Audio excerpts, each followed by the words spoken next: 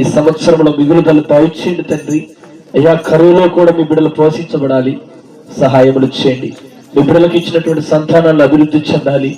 అయ్యా, నమ్మి నీ సన్నిధిలో అడుగుపెట్టినవారు ప్రతి ఒక్కరు యేసునామములో దీవెనలు పొందుదురు గాక. సహాయం చేయమని ఇంతవరకు ప్రభు మీరు నడిపించిన విధానంలో కృతజ్ఞతాస్తుతులు చెల్లిస్తూ యేసునామములో అడుగుచున్నాడు తండ్రి. అందరూ లేచి నిలబడతాం.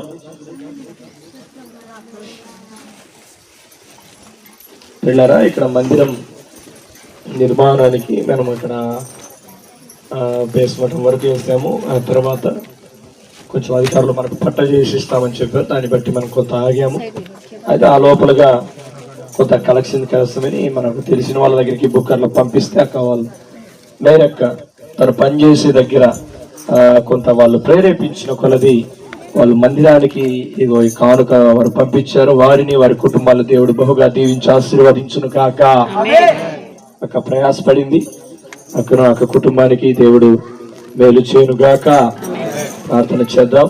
అయితే ఒక పాట పాడుతుండగా కానుకల పరిచర్య, కానుక అట్లా అందరూ ఇలా వచ్చేసి ఇట్లా మళ్ళీ అటు సైడ్ గ్యాప్ వదలండి, అటు సైడ్ కూడా గ్యాప్ వదలండి.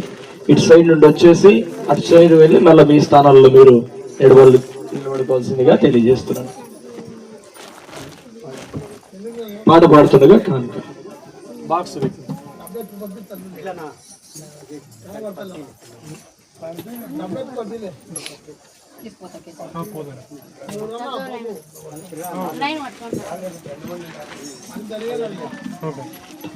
హల్లెలూయా. యేసయ్యా నీ పని చేయుట నిత్యం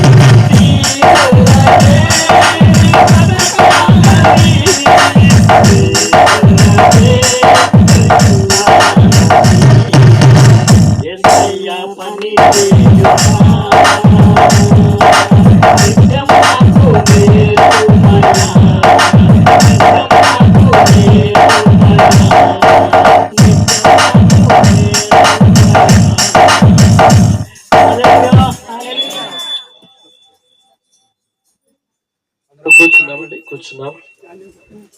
అందరూ మోకరిద్దాం. చివరి ప్రార్థన ఆశీర్వాదంతో కూడిక ముగిస్తున్నాం. ఇక అందరికి భోజనాలు ఏర్పాటు చేయడం జరిగింది. భోజనాలు చేసుకొని చివరి ప్రార్థన అనంతరం భోజనాలు ఉంటాయి. భోజనం తర్వాత అందరికీ నూనె పెట్టి ప్రార్థన చేయడం జరుగుతుంది.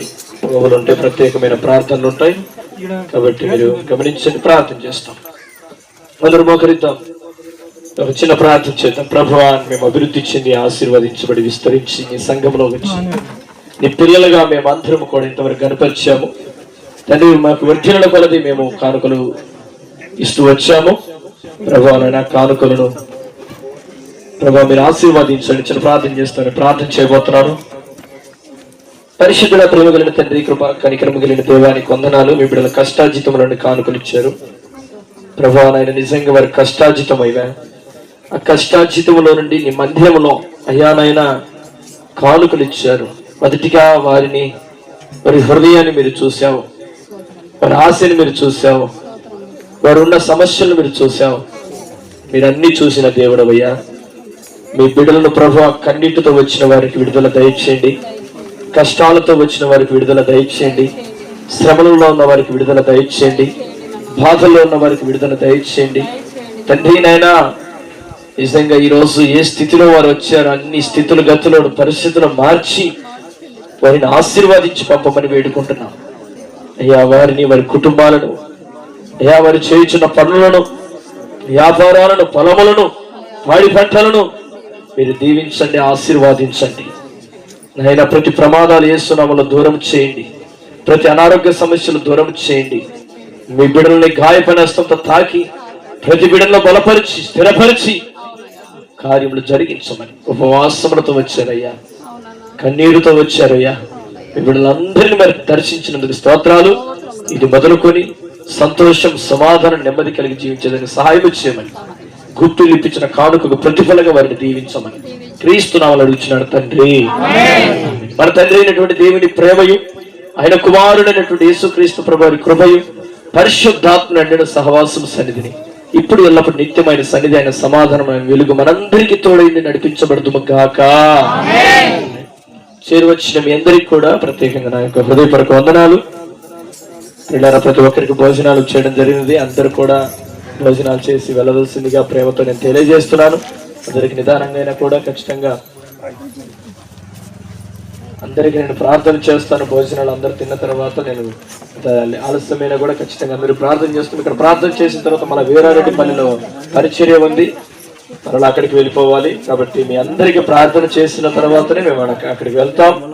ఈ విషయాన్ని ఎంత లేట్ అయినా కూడా మీకు చేసిన తర్వాత వెళ్తాం. కాబట్టి మీరేం తొందరపాటు లేకుండా అందరూ మీరు భోజనాలు చేసి అందరూ ప్రార్థన చేయించుకొని వెళ్ళవలసిందిగా ప్రేమతో తెలియజేస్తున్నాం. మీ అందరికీ వందనాలు. రేపటి వారంలో గొప్ప సాక్ష్యాలు ఉన్నాయి. ఈరోజు సాక్ష్యాలకు సమయం లేదు కనుక రేపు వారంలో సాక్ష్యాలకు ముందు సమయం ఇస్తాం కనుక ఈ విషయాన్ని ఆయన ఒకళ్ళు చెప్తారని ఇప్పుడు చెప్తున్నారు. సరే సరే కూర్చో, ఒక 2 నిమిషాలు వరకు పడదా చెప్పు.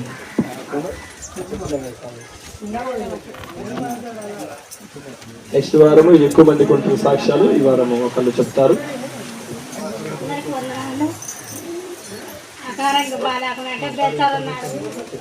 అన్న నాకు ఆయాసం అంటే గవర్నమెంట్ హాస్పిటల్ కోరికత చూస్తారు బాగా అంటే పోయినాను. మేడం ఏమనిందంటే నీకు గుండెలో తేడా ఉంది, నువ్వు తొందరగా అడ్మిట్గా అన్నాడు. అంటే ఇంకా గమ్మడితే నందేలు పోయినాము. నా పెద్ద కొడుకు నందేలు ఏడుస్తున్నాడు. కిటికల వేరులో చేర్పిస్తానే నీకు అన్నీ ఆయాసం ఉంది, నువ్వు 120లో కొట్టుకుంటుంది గుండె, నువ్వు బతకడం కష్టం అంటున్నారు నా పెద్ద కొడుకు పిలిచి. అంటే అన్నకు ఫోన్ చేసినావన్న అంటున్నారు గుండె 120లో కొట్టుకుంటుంది అంట. మళ్ళీ ఎట్లా మా అమ్మకంటే ఏం కాదు అన్నీ ఇప్పుడు నార్మల్ రిపోర్ట్ ఇస్తాయంటున్నారు. పోయినా అది పెట్టుతున్నారు, ఇవి పెడుతున్నారు, పై తీసుకుపోయినారు, కుయ్యి నడుస్తుంది, అన్నీ చేస్తున్నారు. ఆ పెద్ద కొడుకు పిలిచి అది సంతకాలు పెట్టు అవి ఇదని అన్నీ చెప్తున్నారు నాకు. నేనే వింటాడా కానీ దేవుడా నువ్వే ఉండవు నేను ప్రార్థన చేసుకుంటే అన్న కానీ పడుతున్నాడు. అన్న మగండి ప్రార్థన చేస్తాను నా కోసం మగళ్ళండి, నా బిడ్డ బయటికి రావాలా తండ్రి, అన్నీ రావడం రిపోర్ట్ రావాలని అన్నీ నేను ప్రార్థన చేస్తున్నా. కనపడుతున్నాడు అన్న.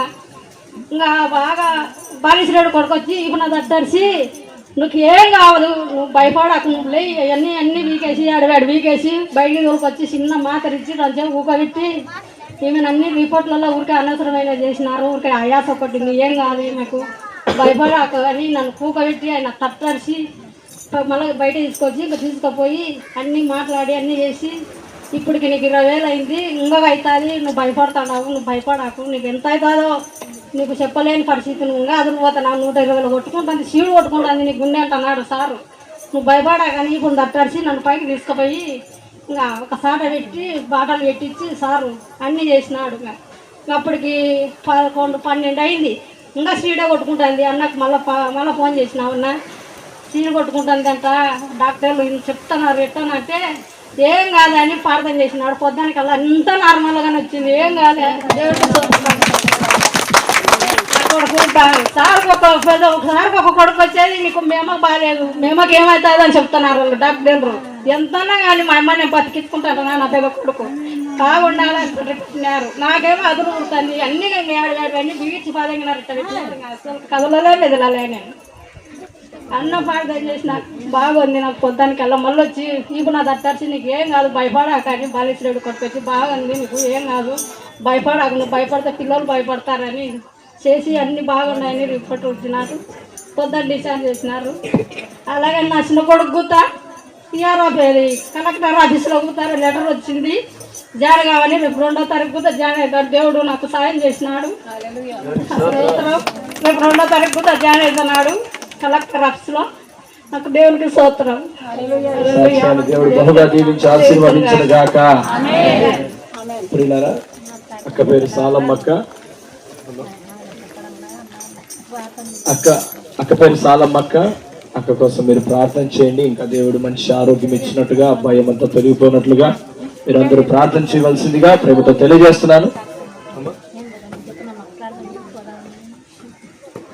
ఇంకా సాక్ష్యాలు వారంలో చెప్తారు అందరూ, కాబట్టి అందరికి భోజనాలు చేసినాక అందరికి ప్రార్థన చేస్తాను. భోజనాలు పెట్టించండి. ఆడికి వెళ్తారా? పరిశుద్ధుడ, ప్రేమ కలిగిన తండ్రి, కృపా కనికరం కలిగిన దేవునికి స్తోత్రాలు, వందనాలు. నీ బిడ్డలు మీరు జ్ఞాపకం చేసుకుని బలపరచండి. నీ బిడ్డల్ని ఆత్మతో నింపండి, శక్తితో నింపండి, బలపరిచి దీవించి ఆశీర్వదించండి. అంధకార క్రియలు, అపవాది క్రియలు అధికారం వేసి బిడ్డలు ధైర్యపరచండి.